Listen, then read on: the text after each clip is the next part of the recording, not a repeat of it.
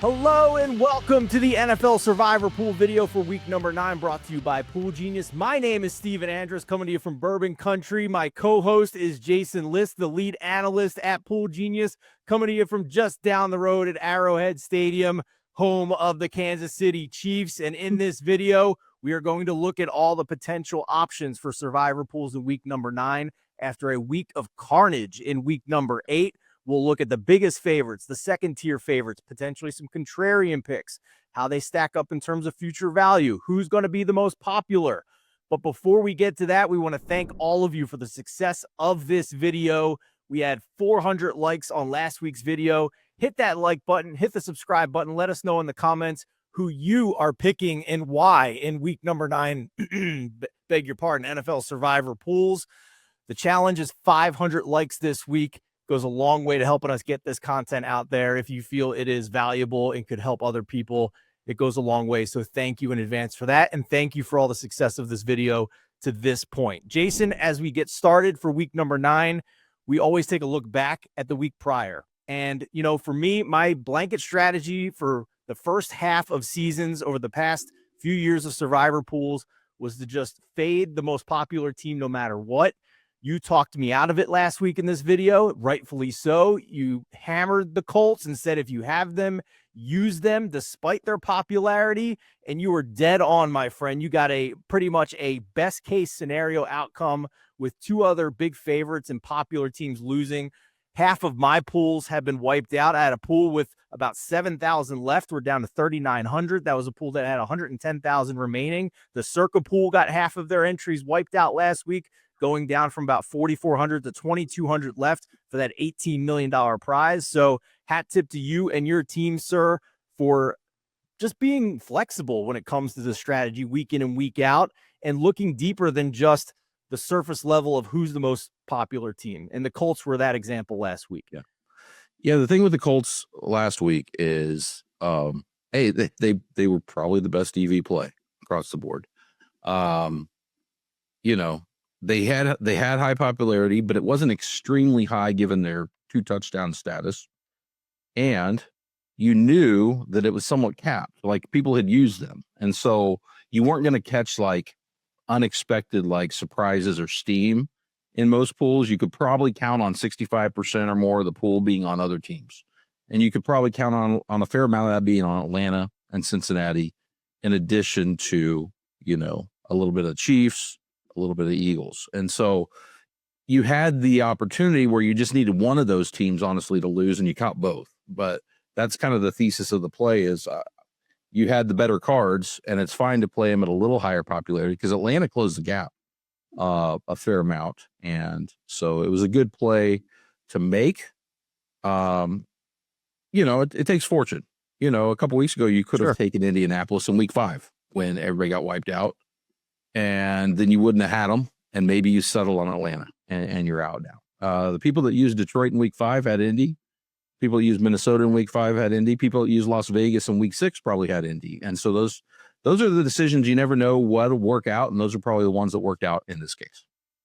And, you know, I'm going to give us a little credit, too, on this show. The other part of the equation here is trying to recognize favorites who don't deserve to be as big of a favorite as they are. And we kind of had the opinion that the Falcons were at their market ceiling last week, maybe shouldn't have been as big of a favorites as they were. Now, when we recorded on Tuesday, we didn't know Kirk Cousins was going to be starting and Drake London was going to be a midweek downgrade, but those are the things that you have to look for and adapt to. And if you're a Pool Genius subscriber, you get the up-to-the-date information, and all of that has been taken into account in the updated modeling that you guys present to subscribers closer to kickoff at the end of the week. And the other example of that was the Bengals. We said in our video that the Bengals probably don't deserve to be this big of a favorite. Do we think they're going to lose? We're not sure, but they certainly probably aren't 6.5 points better than the Jets in any given week. And obviously they blow a big lead and they lose outright in that spot. So just a friendly reminder to everybody too, Jason, if you haven't subscribed to Pool Genius yet, you can get the free 3-day trial down in the description. Use that link to get your free 3-day trial if you haven't taken advantage of it yet. I am a tried and true Pool Genius subscriber. I wouldn't be doing these videos if I didn't believe in the product. Before doing these and working with Pool Genius, I used these same tools to take down a $10,000 survivor pool just last year. But Jason, your thoughts on that kind of concept of trying to recognize overvalued favorites in Survivor? Yeah. I mean, listen, it was tough. There are subscribers, and I had some picks on Atlanta. I'm not going to, there were arguments to take them, right? If your entry was in a certain shape, if you had used certain teams, you might have needed to get through. If you're in a pool that you need to pick, if you use the Colts, right?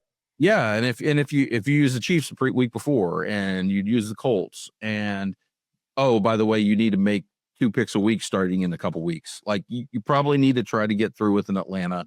I lost them in some strike pools. I lost on them. I used them and Cincinnati in a rebuy pool because I was willing to rebuy, and now I have to. But so do a lot of other people in that pool. So we didn't. It's not like we were off of them. But yeah, that EVE number. I know this fancy math can get, but that EV number showed that these were kind of negative EV picks in the short term because they were riskier. You were trying to get through and keep your entry in better health for the future, but you were putting more risk on the line and probably joining more of a crowd than needed to be on those picks, right? And so that's kind of what that EV number was showing, is there's payoffs to being off of them as well. For sure. And, just kind of the nature of this beast of these NFL survivor pools, hindsight's always 2020, right? We feel like we should have known something ahead of time, but I love the customization feature as well in Pool Genius. We'll show everybody that in a little bit. The fact that you guys build that into the product means that if there is carnage, you should still have enough picks. If you have multiple survivor entries spread up around the possible outcomes, where even if you have 2 popular teams taken out, you still have enough of a spread where you have entries remaining for the next week, which for hopefully most subscribers, that was the case last week. So Jason, as we get into week 9 of NFL survivor pools, we start with the 5 most popular teams in NFL survivor as projected by you and your staff at Pool Genius. And I'll just preface this with, we have a top-heavy top 5.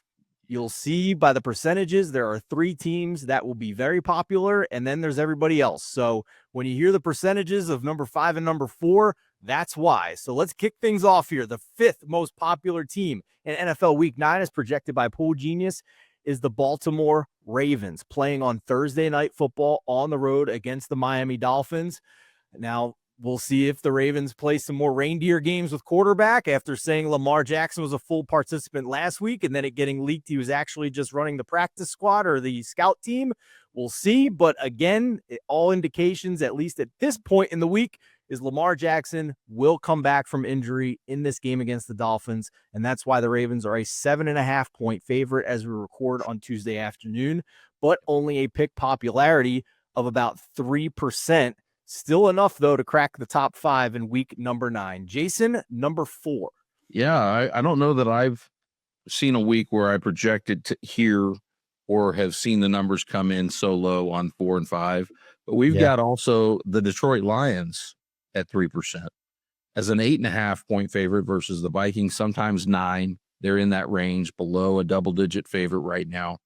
The thing here with teams like the Lions and Ravens, they probably have better spots where they even project as bigger favorites in the near future. And I think what's going to happen is people are going to gravitate toward these others. It is a very top heavy. These 5 all have big spreads, and then it drops off pretty quickly in week 9. So the Detroit Lions coming in at number 4, a team that was heavily used, by the way, back in week 5. And that's another factor.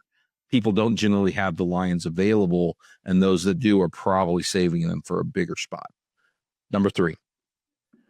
Now, for the weeks leading up to this, we showed you in several of these videos that the Packers were projected to be the most popular team in week number 9. However, things change, things evolve, and as we enter week number 9, the number 3 most popular team in NFL Survivor pools, as projected by Pool Genius, is the Packers at number 3 as a 13-point favorite, hosting the Carolina Panthers. Pool Genius projects 17% pick popularity, which is why you need to be a Pool Genius subscriber, frankly. And if you looked at the past videos, you would have old information. If you keep an eye on these numbers as we get closer to kickoff. You'll get more firm data, more input sources into this data, right, Jason, to see if this number will hold up from the move down from previous weeks to now as we start this week as well, right?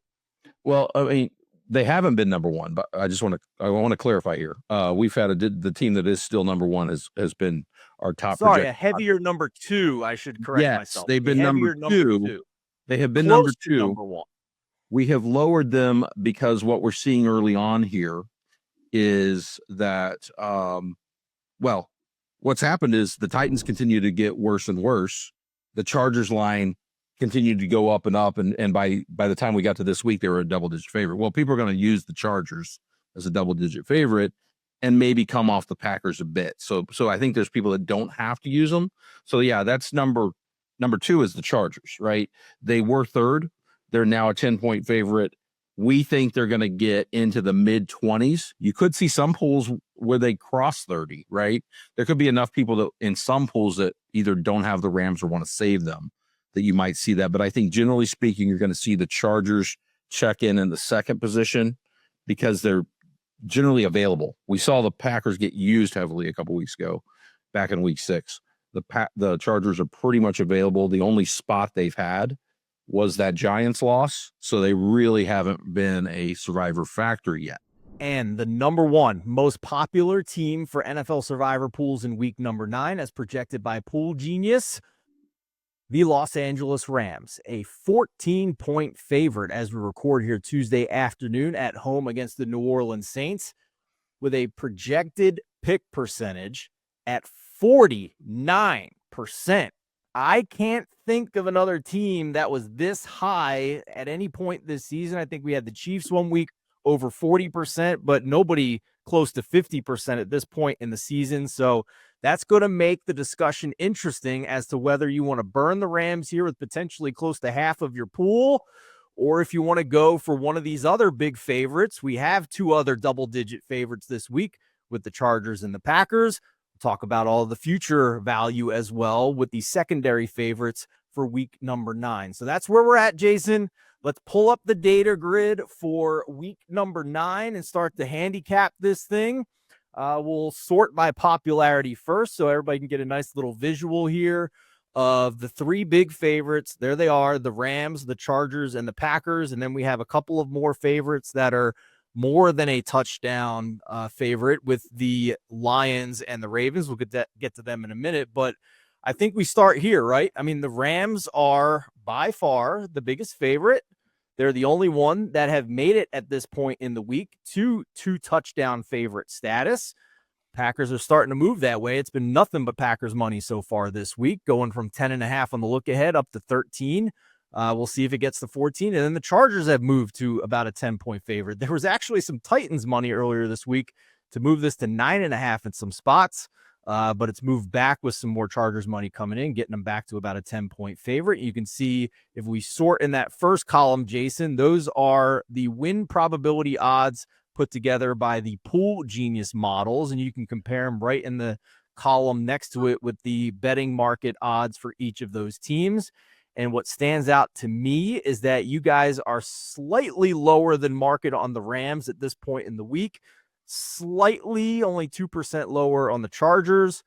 But I think the entire conversation for this week kind of goes around popularity and future value with these LA Rams. So where do you stand? Are you as bullish with this super popular pick as you were with the Colts last week?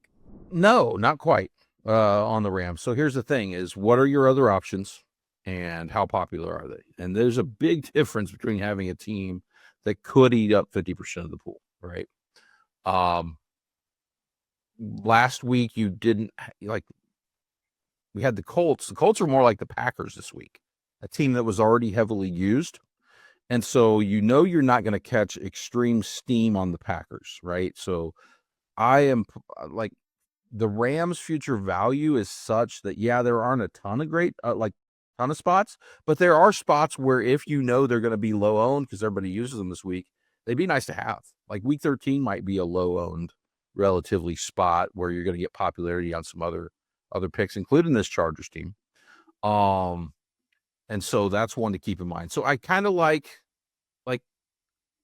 look, I wouldn't go down to like a 3-point favorite over the Rams, but if I have the Packers available, I'm firing the Packers this week, generally speaking. Like, I think they have future value, but I also think this might be their best spot. Either because it gets you off the two popular picks that could be above them and then allows you to save those teams for later too, or you could benefit if there's a crazy upset. Like, stuff happens, right? Like, we're not expecting it, but my gosh, if half the pool's on a team and there's a 10% chance of it happening, and I can take a team with very similar win odds, I want to be on that team that's not the popular one if I can do that. And so I think in this case, Green Bay is the clear slam.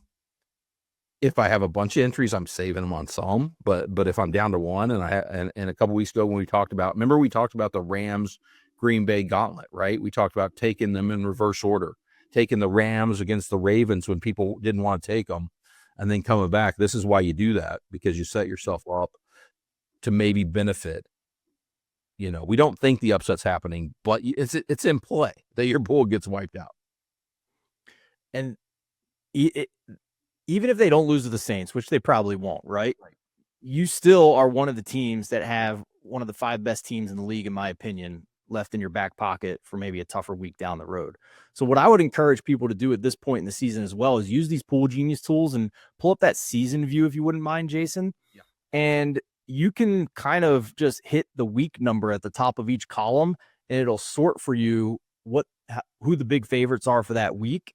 And this is just the general view, but if you have your survivor entries as a subscriber imported into Pool Genius, it will automatically blur out and cross off the teams you've already used in this season view grid. So then you can go week by week and see, is there going to be a week that's really tough for me because I've already used maybe the 2 biggest favorites for that week, and I really have to save like the 3rd biggest favorite for that week. Just speaking personally, my final survivor entry in a massive pool where the winner is going to get $1 million or split $1 million between everybody that's left.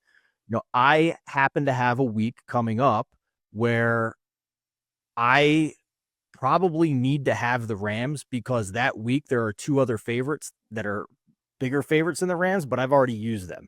So just another way to use these tools and personalize them for your particular entry in a way to think about it. But big picture here, Jason, I completely agree with you. I don't think I have any interest in using the Rams this week, especially at that popularity number.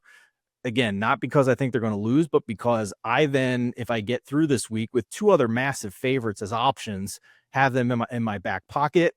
And the Chargers actually are a team where I might need them in another future week as well here. That's kind of the team I'm looking at. They have a game against the Raiders. So if you get all the way to week 17, a lot of the teams that have been big picks to get to this point in the pool are used up for week 17 as the biggest favorites. So people have used the Colts. A lot of people have used Seattle. Some people have used Kansas City.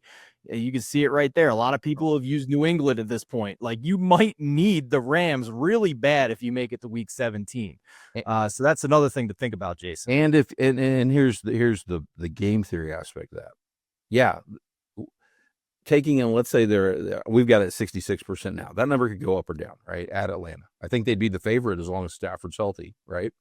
They're going to be low owned.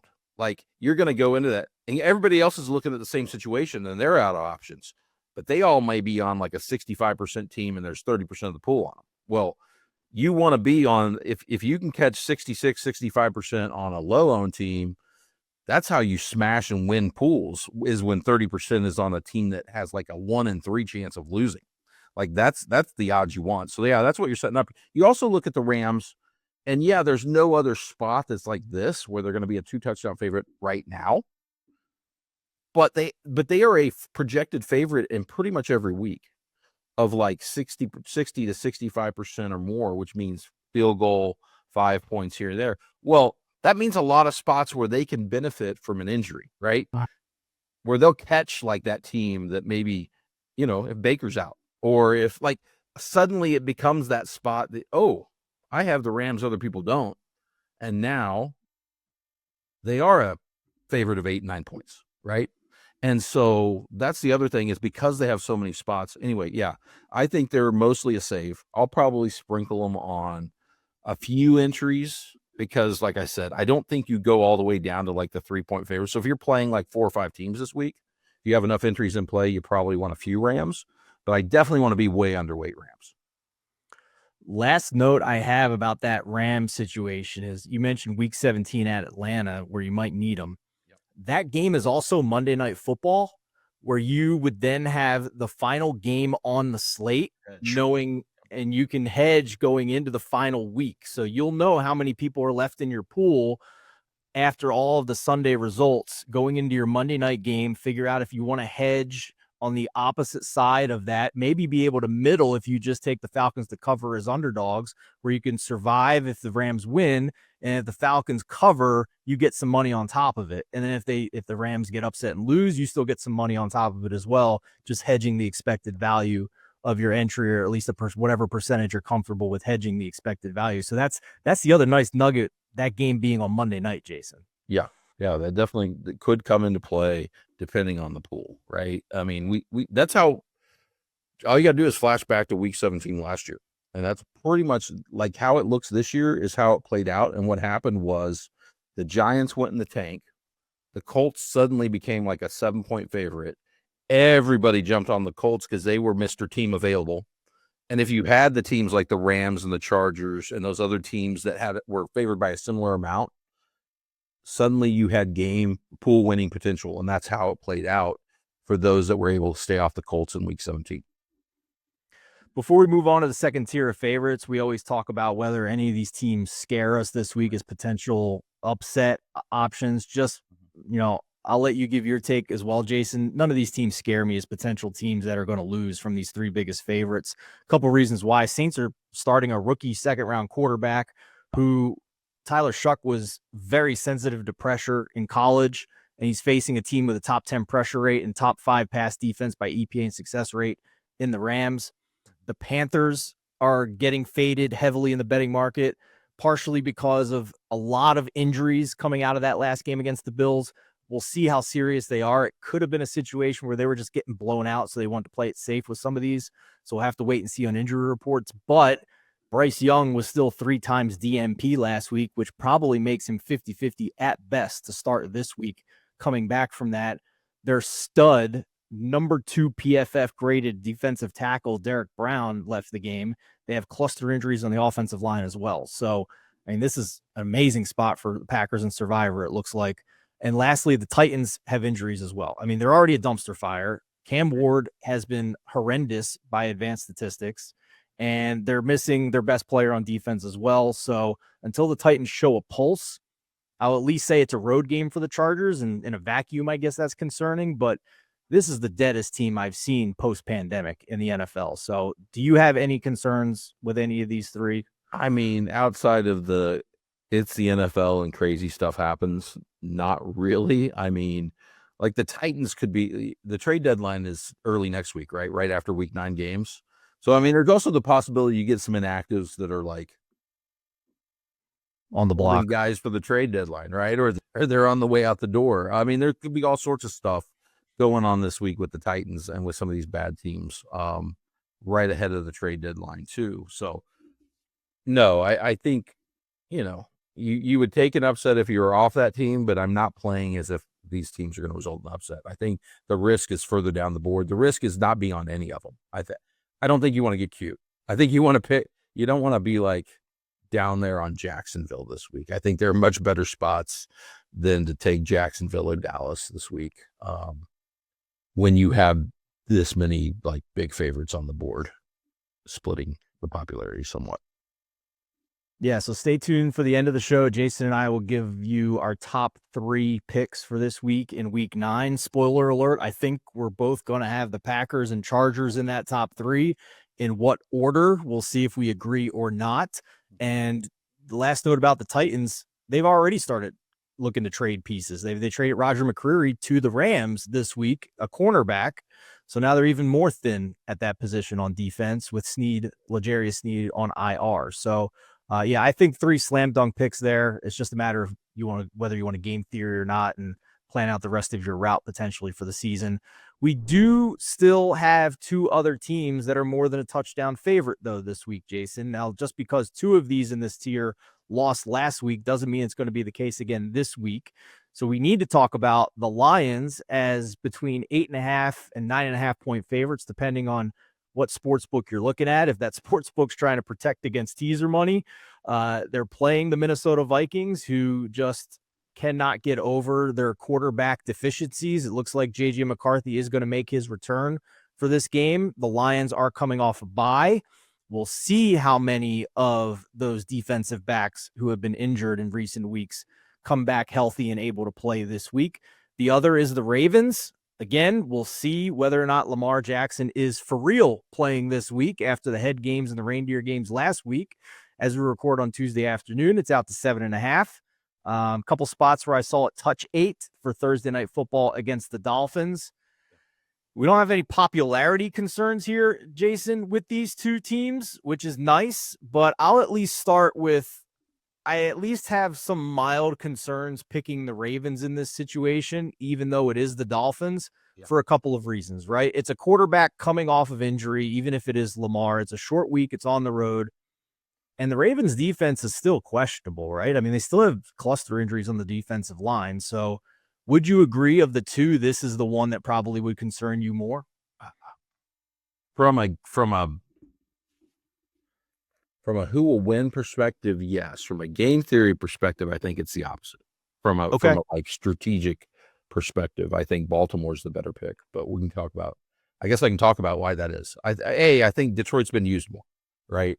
And so I pulled up here and I sorted by their EVs. Now these are projected numbers, but you know, when I sit down and project these, I'm looking at past usage numbers, kind of where teams are going to get concentrated in the future. So I think there's just better spots for Detroit where, like, rather than play them as like the fourth biggest favorite when we think the odds are slim that these bigger favorites lose, you can catch weeks where people are going to be on riskier picks or more concentrated on one pick, like week 14. Like, let's pull week 14 up, right?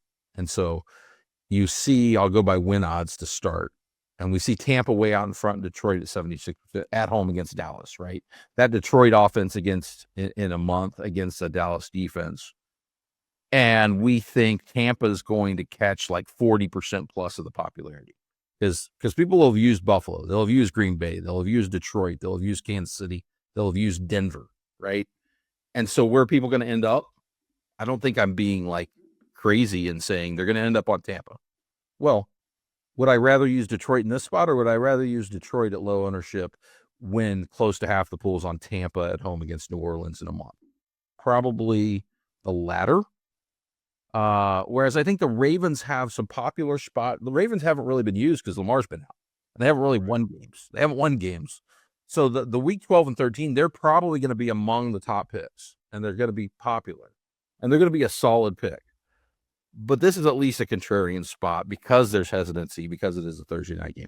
I'm not saying it's a smash spot. I'm saying it's one to maybe consider for a small percentage of your picks. I wouldn't roll my survivor life on it. Yeah, the strategy side of it, you're 100% right. I totally agree with you from that side with the Lions. I'll just note the injuries that the Vikings have, just for full disclosure for everybody, so everybody's on the same page. They're watching their tackles, O'Neal and Darisaw, whether they're going to be able to play in this game. Van Ginkel has been out the last couple of weeks. Seems like he's close, more than likely to play at this point, I would say. He was 3 times limited last week. JJ McCarthy obviously coming back, but I'll at least know JJ McCarthy, it's an extremely small sample size, right? It's 60 plays so far this year, but among the quarterbacks with at least 50 plays this year, there have been 41 of them. JJ McCarthy is 40th in EPA per play, 38th in success rate, and dead last in completion percentage over expected. He's down there on that list hanging out with Cam Ward, Dylan Gabriel, and Cooper Rush. So we'll see whether or not we see improvement in his first game off the injury. If the Lions DBs are still injured, might have better success there. I don't know how many of the Lions are going to be playing in that defensive backfield. So that's one of the big things we got to monitor as the week progresses here. Again, no injury reports as we record on Tuesday afternoon. We'll see about that on Wednesday, Thursday, and Friday. Jason, before we get to our top three, let's just touch briefly on potential contrarian considerations. If people want to include maybe somebody a little bit deeper, if they have multiple entries left in a pool. The two that stood out to me were the Patriots, even though I think as we record now, they're an inflated favorite. They shouldn't be this big of a favorite. If Michael Penix and Drake London come back and play in this game, we don't know that yet as we record right now on Tuesday. The other is the Seahawks, even though that number is coming down from 3.5 earlier on Tuesday, now down to 3. And I would imagine it goes through the key number of 3 if Jaden Daniels is going to play. Yep. But this is a horrible spot for the Commanders. This is short rest against a team coming off the bye with a quarterback who has just gotten no consistency in his practice time and his health. So those are the two that stood out to me. I don't know if I'm willing to go to bat with either of them, considering how many awesome options are there. Were those the two you saw, or is there anybody else that you want to mention? Yeah, I think those are the two. I mean, New England, to me, there's a case for at least sprinkling them as a consideration because they will be low owned. They will keep you clear of all the popular picks this week. They are riskier, but if you're in a really large pool, you got to take some chances. They are at least, I think, a calculated risk chance. But like you said, I think we could see this number change. So keep an eye on it because that number could go either way, I think. Because I think it's closer to the Kirk Cousins, no Drake London number. Yeah, I don't know if we get all the way to 7 like they were against the Browns last week. To be fair, though, New England's power rating's going up. I'm pretty confident of that. True. They continue to pass. So I would have probably had this as like 3.5 on a neutral, even with Penix, 3 to 3.5 after seeing what New England's done over the last few weeks. So I think it's not like that crazy far off. We could see it. We could see it go if London is out again and Cousins is back. He did not look good.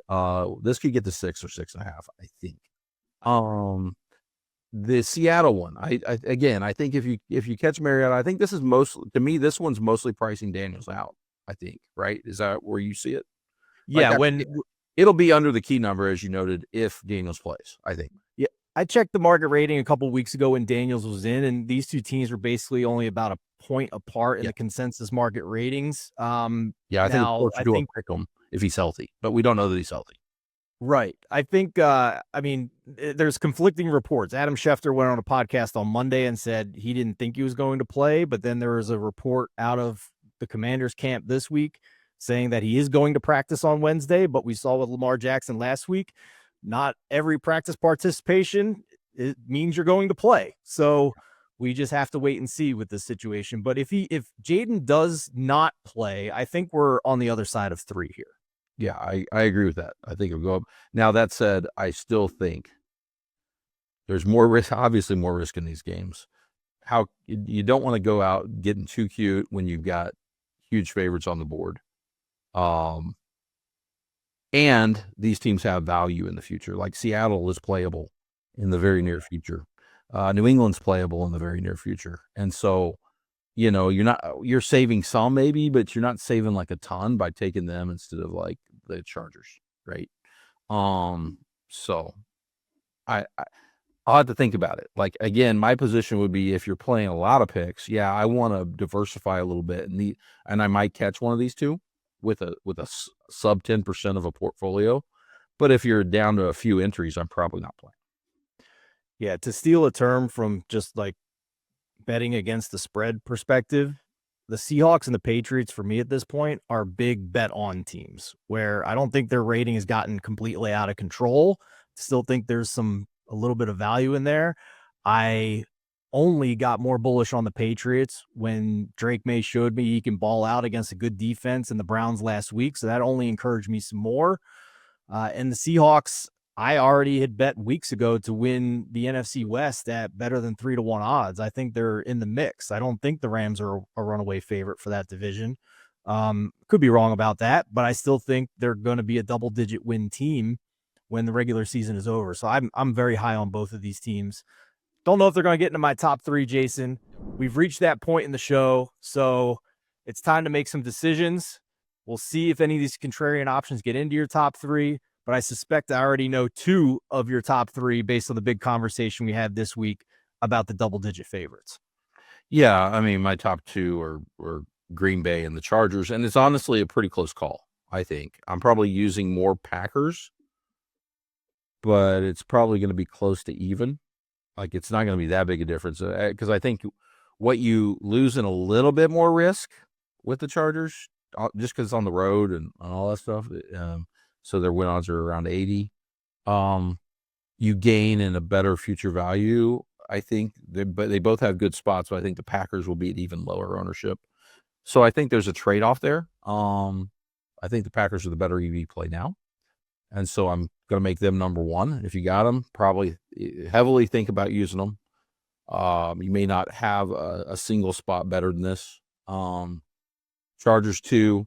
I also think you want to check your entries. Like, there may be some, did you use Baltimore early? Maybe you want to think about the Packers for week 12. Did you use the Chargers, or did you use somebody that now you feel like you need the Chargers for week 13? Look at that week. But that's where I'm breaking the ties, is like on some entries where maybe I think, oh, I need that team for here or this team for there. But I think they're both 1-2, 1A, 1B. And then a big gap, honestly. I'm going to be boring. I'm just going to say I'm debating Rams Ravens is kind of like where I'm at. And I'm probably going to say I probably want to put a little more on the Rams, be underweight, but have some action on them just to try to get through. But that's kind of where I'm settling. Is I know that's boring. They're the 3 biggest favorites, but trust me, weeks are going to get a lot riskier after this week. So this might be the calm before the storm, and I'm willing to at least spend some Rams, but still have mostly available on my entries as we hit the stretch run. Yeah, I'm in full agreement with you. I mean, I think this is the most straightforward week of NFL Survivor we've had so far this season, to be quite honest. And it fits in perfectly to the kind of shtick I've done to this point with my top 3 all season, where I'm going to immediately cross off the most popular team. But Jason and I agree that there's a very good reason to cross off the Rams this week from your considerations. If you are down to only 1 entry or a couple of entries, now if you got 10 entries left across a bunch of pools, I agree with Jason, have at least a little exposure to the Rams. But I think it's Packers number 1 for me, Chargers number 2, because of my personal situation where looking at weeks down the road where there's not as big of a slam dunk spot to use the Packers, and some tough weeks where the Chargers will definitely be in consideration for me. And the fact too, that their popularity, at least as we record now, is lower than the Chargers, makes it even more of an attractive play for me to take the Packers here. Number 1, Chargers number 2. And again, I agree, big gap to whoever you want to put number 3. At low ownership, I'd probably just play the Lions, but it's close. Honestly, I don't have much conviction about number 3 because number 1 and 2 is just such a big slam dunk this week. It's so straightforward. So I'm going to call it audible. I have a top 2 this week, and you all can figure out if you want to have a third team in there. It's the Packers and the Chargers for me as well. Jason and I in full agreement for week number 9. Thank you so much for watching this video. Not only this week, for all of you who've watched it for multiple weeks, means a lot to us. It's free. The little small piece of gratitude we ask is that you hit that like button, hit the subscribe button if you enjoyed it, if you find it insightful and useful for your Survivor pools, and let us know in the comments as well what your opinion is based on all of the data and information we presented to you in this video. Those comments also help us get this video out to more people as well in the YouTube algorithm. So thank you again for watching. Straightforward week. What could possibly go wrong, Jason? We'll see. But for Jason Lisk, I'm Stephen Andress. Best of luck with your NFL Survivor pool picks for week number 9.